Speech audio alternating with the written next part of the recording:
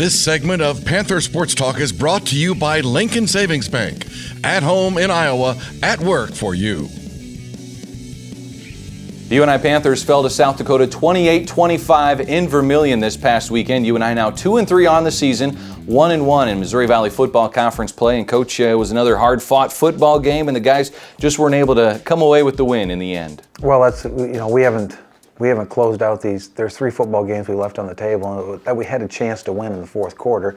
This one in particular, we were kicking the field goal to tie the game with 5 minutes to go, and we missed that. So a lot of things that we're leaving on the table that's costing us football games. What do you tell the guys at the end of this one?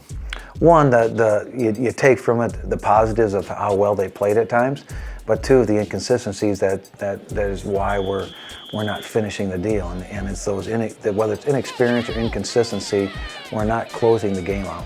Seems like a really good football team, but with those inconsistencies, the guys just aren't able to get over the hump. Not yet, anyway. So that's the part. It's they haven't. That's once they experience that, once they understand how to do that, then I expect more from them. Taking a look at some of the highlights from today, Coach. South Dakota, some big plays really ended up being a big difference maker in that football game. Well, there's all the difference in the world. They got 2 long passes and 1 long run. Otherwise, the other 70 snaps were ineffective, but it doesn't matter. The 3 that were very effective.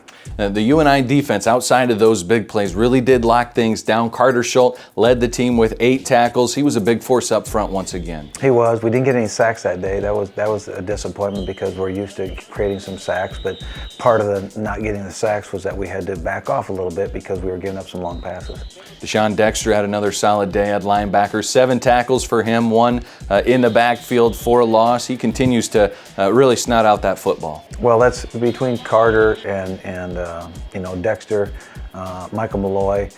Those are the types of players that are really playing at a very high level and setting our standard. We just have to get more guys to upgrade their play into that expectation. It's a very high level. If you're going to play for UNI, it's got to be a very high standard.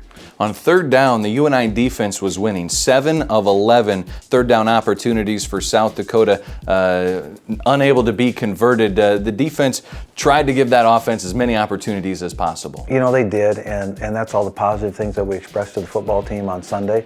Yet it's those, each play is a difference-making play, and that's why it was the same defense that did all those good things were the ones that gave up those 3 plays.